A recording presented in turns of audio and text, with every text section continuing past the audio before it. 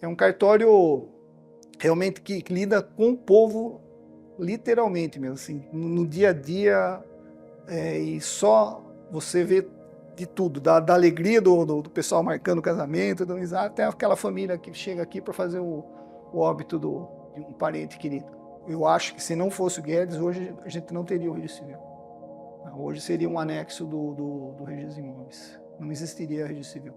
Foi em Jacareí, foi uma decisão do juiz de lá, ele que autorizou o registro civil a fazer o primeiro casamento gay do Brasil.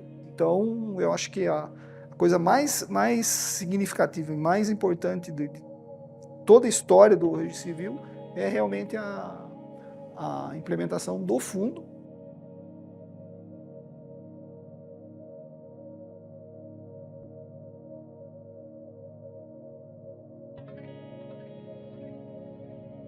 José Cláudio Murgilo, mais conhecido como Juca, tenho 62 anos. Eu comecei a trabalhar em cartório com 15 anos de idade e foi muito legal. Eu era família humilde, né? E eu lembro até hoje, eu cheguei em casa, minha mãe falou assim, você já acabou? Na época do ginásio. Você já acabaram suas aulas? Eu falei, ó, não acabou, mas eu já fechei, eu já tirei as notas que precisava, não preciso ir mais. Ela falou, tá bom, então segunda-feira você vai começar a trabalhar. Ela já tinha arrumado emprego para mim, num cartório no fórum, que na época era a parte judicial e a parte era um tabelionato, né? E eu fui trabalhar lá, nesse cartório. E trabalhei a partir de 15 anos eu tinha na época. E estou até hoje, 47 anos, nessa lida. Era o cartório, o segundo ofício do Fórum de Itu, da comarca aqui de Itu. E era muito legal, porque imagina, eu era moleque, e tinha mais alguns meninos novos lá também, né? E a gente não tinha faxineira no cartório. Então o que acontecia?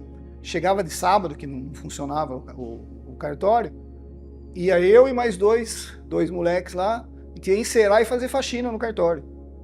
Para ganhar, sei lá, dinheiro de hoje, 20 reais, 30 reais, sei lá. Que pra gente na época era uma coisa boa. Então eu tenho assim, o maior orgulho de dizer que eu era faxineiro no cartório. Fazia, até encerar o cartório eu já encerei. Então foi isso, a gente começou lá de trás, foi indo. E daí eu fui trabalhar em Salto, fiquei interino em Salto, trabalhei 27 anos no cartório, lá já era registro civil, fiquei 27 anos no registro civil de Salto. E fiquei 13 como interino, né? Nessa época teve a mudança da lei, né? E ficou um período longo sem ter concurso. E eu acabei passando em 2007 e vim para Itu, que é minha cidade natal. Bom, primeiro porque eu precisava, porque a gente precisava, né? Que a gente era de família bem humilde. E segundo que meu irmão já trabalhava lá, nesse cartório. Então acho que ela pediu para ele falou com o tabelião lá da época e arrumou. A mãe trabalhava no cartório do contador, naquela época era o registro civil e contador, partidor, tá? Hoje é tudo separado, mas nessa época a gente tinha isso nos cartórios. E minha mãe era contadora, então todos os processos que chegavam lá para fazer partilha, para fazer contas, tudo, era tudo ela que fazia.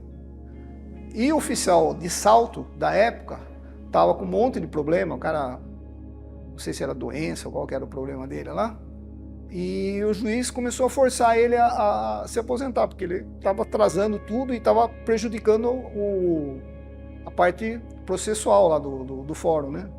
Porque era distribuidor também, passava todos os processos passavam no distribuidor, que era um anexo também do registro civil, e como não tinha ninguém para... Ela era a única, a parte mais importante era essa parte do contador. Ela foi convidada para ir lá, para assumir ficar lá como interina. Só que ela ficou muito tempo lá como interina e acabou sendo efetivada, com base na Constituição lá, porque ela ficou um tempo como interina, ela acabou sendo efetivada. Mas daí em 94 ela teve que aposentar pela compulsória, ela fez 70 anos, ela teve que aposentar pela compulsória, e eu acabei ficando interino, né? Eu acabei ficando 13 anos como interino lá em Salto, por conta disso. Foi tudo destino mesmo. Salto, o que eu lembro, assim, uma coisa que me marcou bastante foi a transição da máquina de escrever para o computador. Isso foi, eu já não lembro a data, 90, por aí.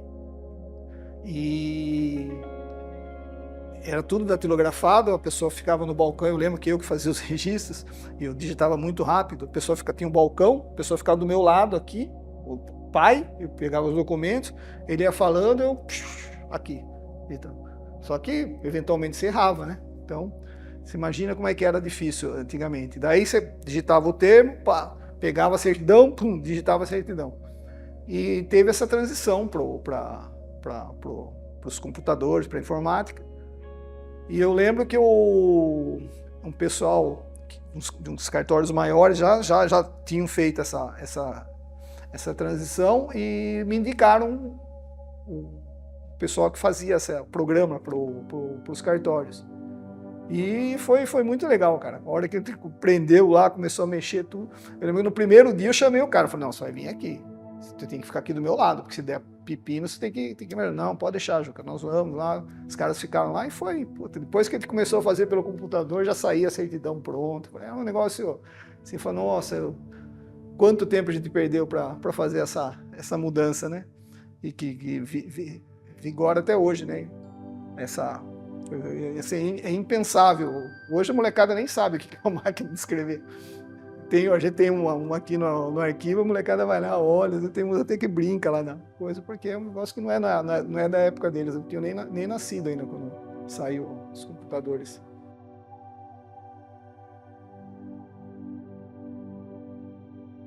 Então, em 1994, eu prestei um concurso para cartório.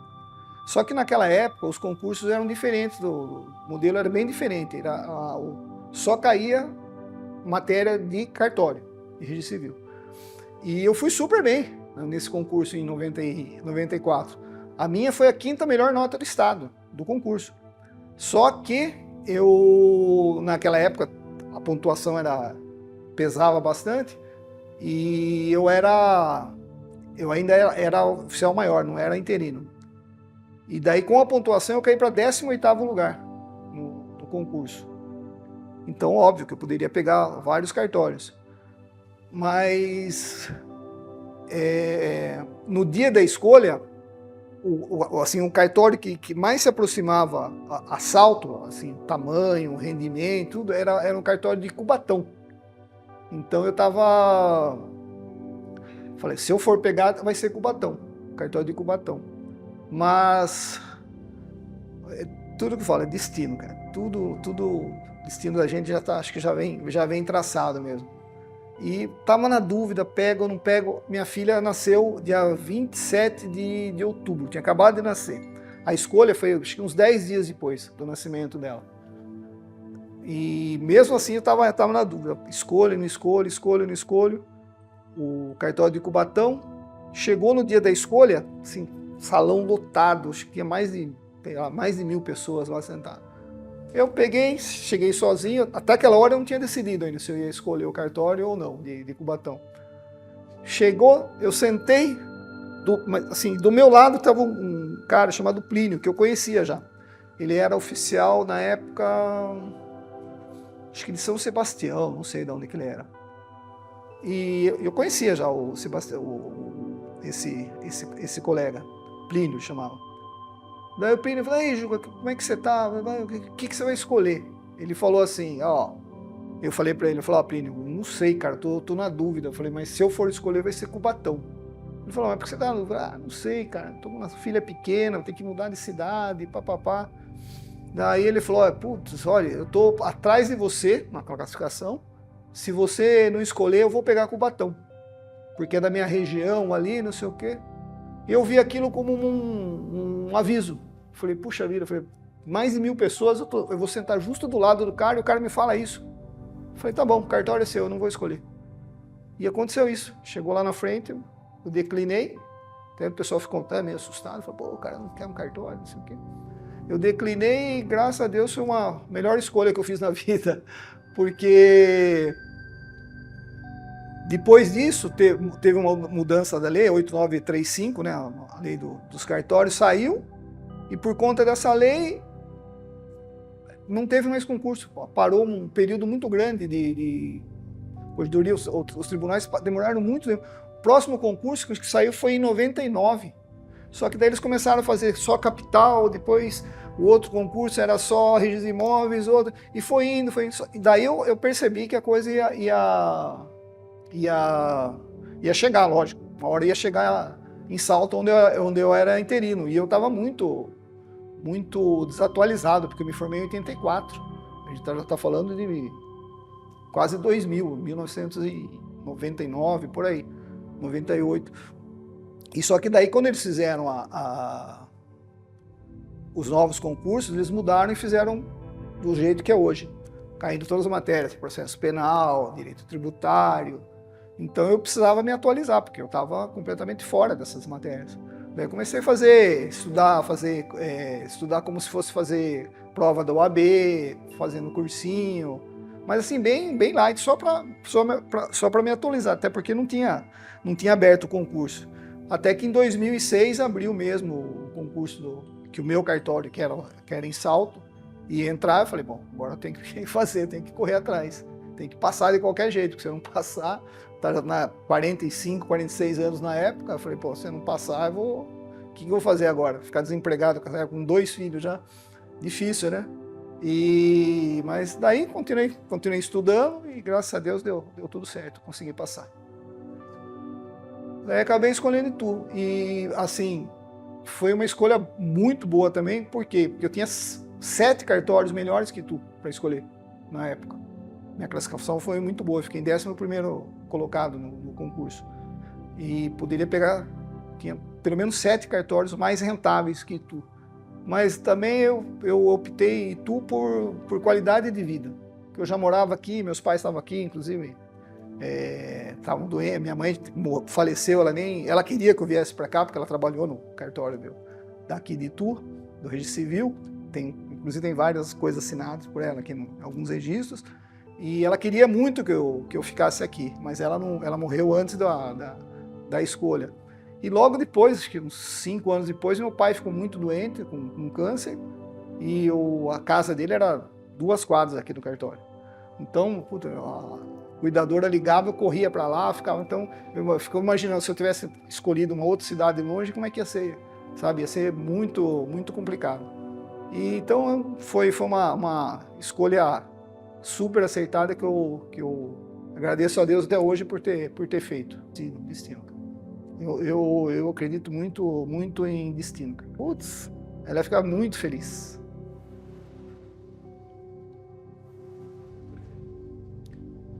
Porque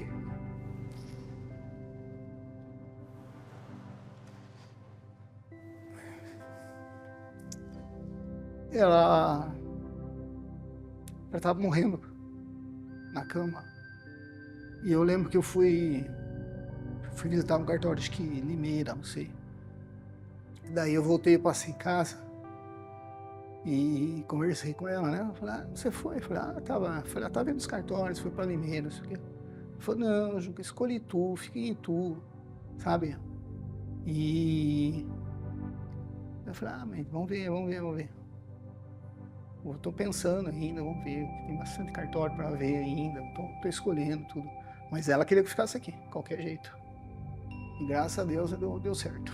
Foi difícil porque as pessoas não entendiam como era o concurso, né? Eu lembro que em Salto lá, né, eu falava pro pessoal lá, os amigos que iam lá, que iam no cartório, eles falavam, mas João, que você está preocupado? Imagina, você trabalha em cartório há tanto tempo, você é inteligente, você vai passar, você sabe tudo de cartório. Eu falei, mas o problema é que não é cartório. O concurso mudou. Hoje é um concurso como se fosse para magistratura, cai matérias que a gente não usa aqui no dia a dia, né? Cai processo penal, direito penal, direito tributário. Então não é uma coisa assim, uma coisa e outra, é uma coisa muito teórica, né? Não é uma coisa tão simples assim. E uma coisa também que me marcou muito, eu lembro, pô, também em casa, estudando que nem louco, né? Meu filho com 6 anos na época, ele chegou, bateu assim, pai, não fica preocupado, você é inteligente, você vai passar. Eu falei, putz, nossa, que... Falei, olha o peso que esse moleque tá colocando na minha costa, rapaz, coitadinha, né? Nem... Não tinha a noção, né? Eu falei, já pensou, eu não vou passar e o moleque vai achar que eu não sou o herói que ele tá imaginando, né? Mas, puxa vida, graças a Deus deu tudo certo, consegui passar.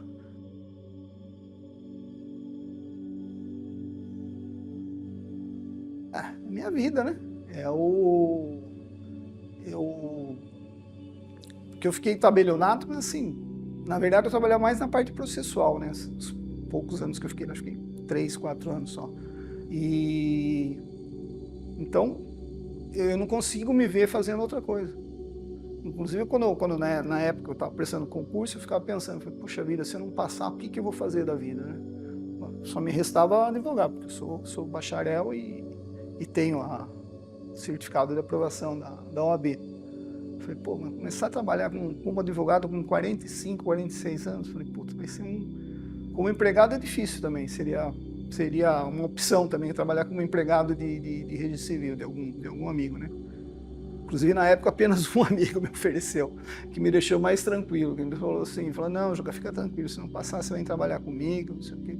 O resto, ninguém deu essa possibilidade. E então eu tava pensando, falei, puxa vida, vou ter que trabalhar como advogado, mas é uma coisa assim que eu nunca me imaginei fazendo outra coisa que não seja trabalhar no registro civil.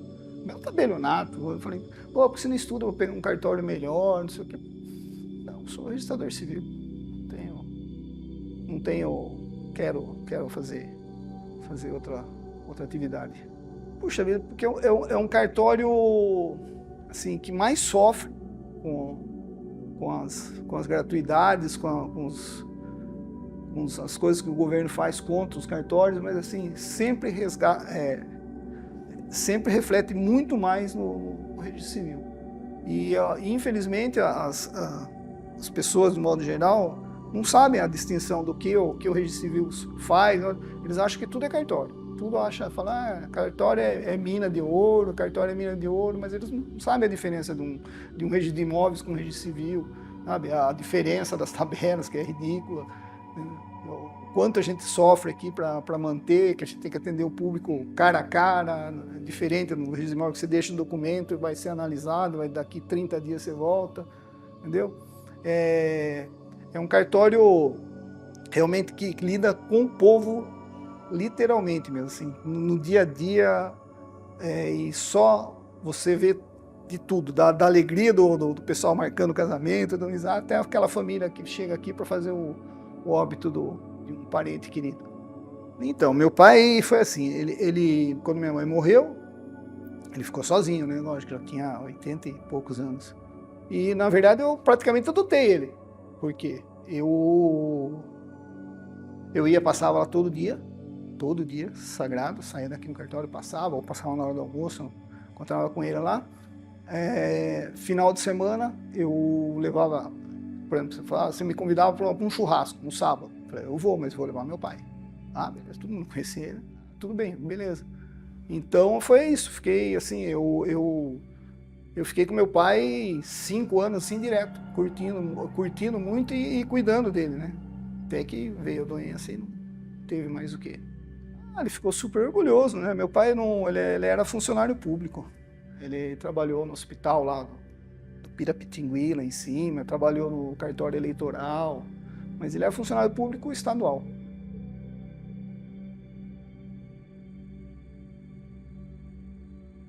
Puxa vida, rapaz, eu não lembro como que foi, mas eu lembro que eu era muito jovem, minha mãe estava no cartório aí em Salto, e o seu Vitor, de Indaiatuba, a gente ia fazer alguma coisa em Brasília, acho que a gente estava correndo alguma coisa lá, a gente tinha que conversar com com os deputados e pedindo que quanto mais gente pudesse ir para lá seria melhor.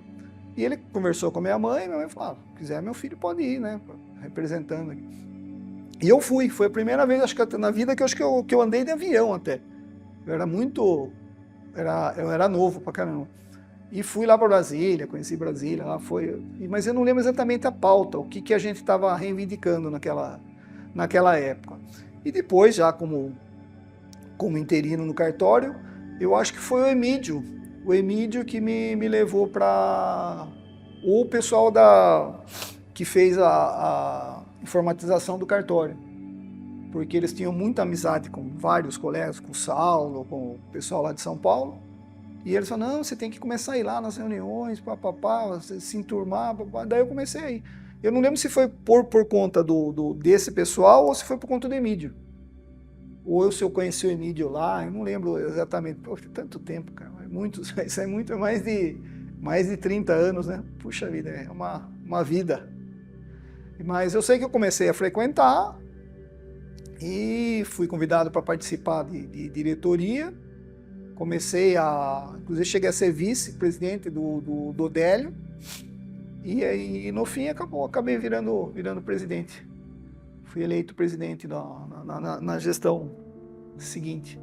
Sim, fui diretor regional de Campinas, depois quando eu vim porque eu estava em Salto, né? Salto pertencia a Campinas, fui diretor regional. E que mais? Aqui, dessa região, da regional aqui de Itu, eu não lembro se eu... Não, acho que eu não cheguei a ser diretor da regional de Itu. Era um grupo bem unido lá da Arpei, né? Era o Guedes, o Matheus, Oscar.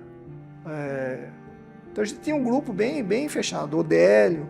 E como eu já era vice, já estava... Porque o Odélio, quando eu fui vice, o Odélio teve uns problemas de saúde, ele precisou se afastar.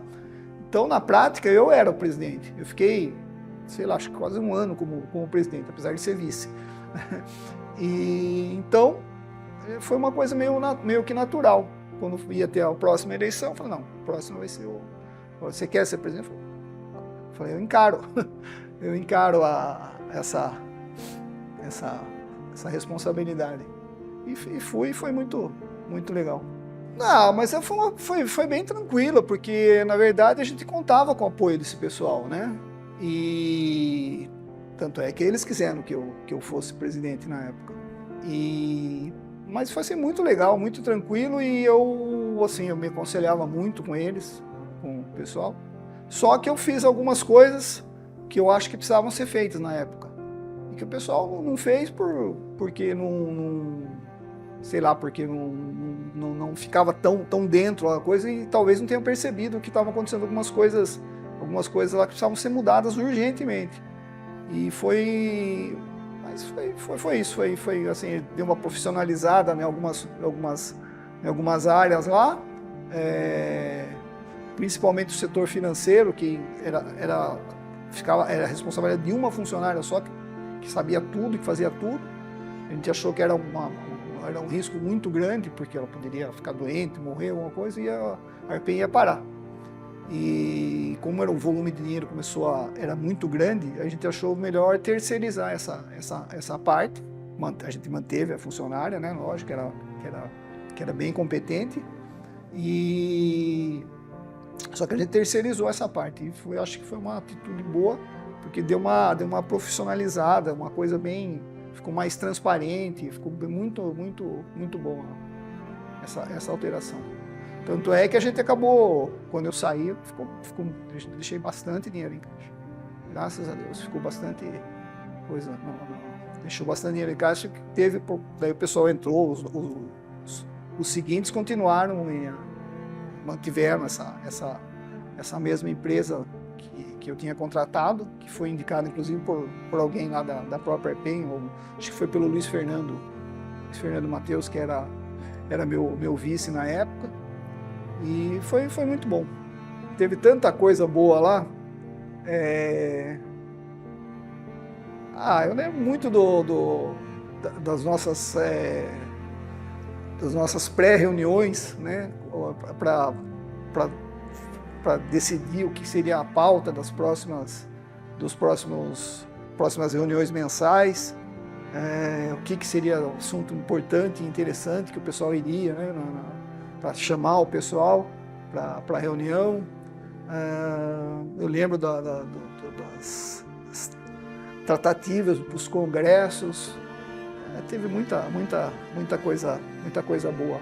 Para os cursos, a gente ficava pensando que curso que ia fazer para o pessoal, e tudo assim, tendo que encaixar no orçamento, não gastar muito, para não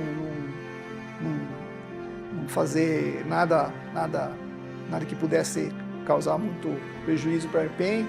Prejuízo não, né? Mas assim, aumentasse muito o custo para a EPEM, e sempre tentando otimizar essas despesas. O Guedes, eu estava comentando com ele, que eu não sei assim, na ordem de importância para o registro civil brasileiro, tá? Mas assim, se ele não é o primeiro, é o segundo, tá? Porque o que esse homem fez pelo registro civil, a gente tem que fazer uma estátua para ele lá na EPEM e reverenciar esse cara todo dia. Porque eu acho que se não fosse o Guedes, hoje a gente não teria o registro civil. Hoje seria um anexo do registro civil, não existiria registro civil. Porque ele foi um homem de visão, um cara batalhador, um cara que tinha coragem, que ia conversar com quem precisava ser conversado, com o ministro do Supremo, o regedor geral, sabe? Ele conseguiu apagar assim, vários incêndios do registro civil que a gente não ia conseguir nunca mais consertar, se não fosse o Guedes. E a Marlene, a importância dela nossa, ela é fundadora, né? Primeira RP, a sede RP foi no cartório dela. Então a Marlene também tem uma importância assim, gigantesca, né, na história do registro civil nosso. E, sabe, vários outros. Além do Guedes, eu tenho o Guedes, eu acho que para mim, realmente foi o mais importante. Mas assim, tem muita gente que batalha. Oscar, o Emílio, o Ademar, sabe? O Nelson de Santos. Todos, acho que, puxa, tem tanta gente, sem contar os novos, né, que estão fazendo um trabalho excelente. O Guedes era um cara que ele estava sempre, mesmo fora da diretoria, ele estava sempre me aconselhando, sempre me dando dicas. Inclusive, uma vez ele me chamou na casa dele em Vinhedo, Valinhos, eu não lembro. Valinhos, eu sempre confundo essas duas cidades. Eu fui até a casa dele para conversar com ele, tudo, e ele já estava doente, tudo, mas assim, afastado da diretoria, mas ele sempre preocupado, sempre querendo incentivar. E a gente fez até uma homenagem, eu lembro que a gente fez lá em Barra Bonita, fez uma homenagem para ele, mais do que justo, a gente tinha que fazer homenagem para ele todo mês.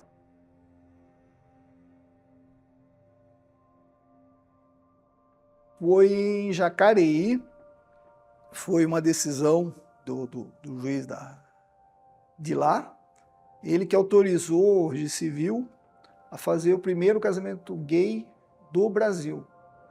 Porque antigamente o pessoal estava fazendo união estável, escritura, mas casamento mesmo, no registro civil, o primeiro que foi autorizado foi em Jacareí.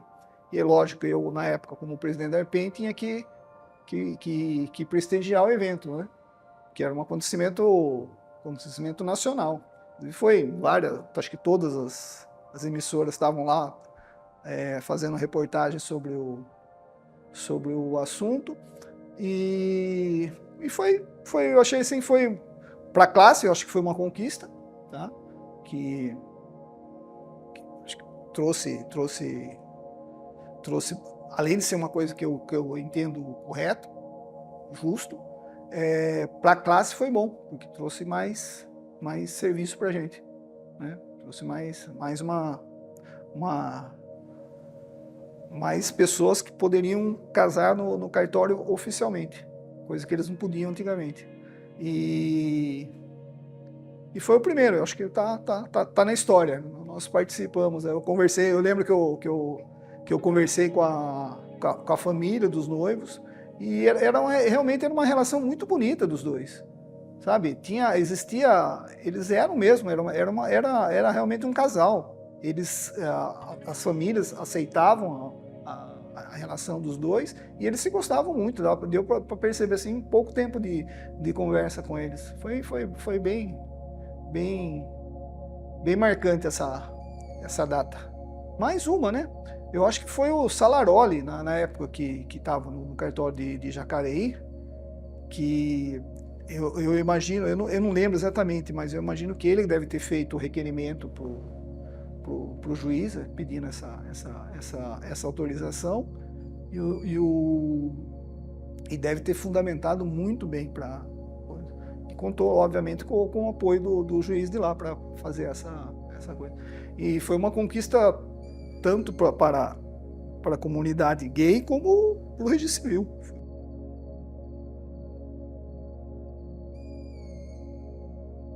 E as pessoas, os oficiais, não têm noção de quantos incêndios a gente apaga antes do pessoal ficar sabendo. Sai eles estão pensando em fazer tal coisa. A gente vai lá e já tenta. E sempre a coisa é para prejudicar, nunca a coisa que vai trazer benefício para a gente. Então, as pessoas às vezes não sabem a dificuldade que a gente tem para conseguir apagar esses incêndios que tem direto, né? Então, às vezes o pessoal reclama, aconteceu tal coisa, a Arpei não fez nada. A Arpei fez tudo que era possível. É que tem coisa que realmente, infelizmente, a gente não consegue fazer. E é triste, viu? Eu vejo nos grupos o pessoal metendo a boca, inclusive até hoje o pessoal faz isso. O pessoal reclama, por que a Arpei não fez tal coisa, por que deixou acontecer tal coisa? Não foi por falta de empenho e muito menos de competência, que às vezes tem coisa que realmente não tem como ser feito.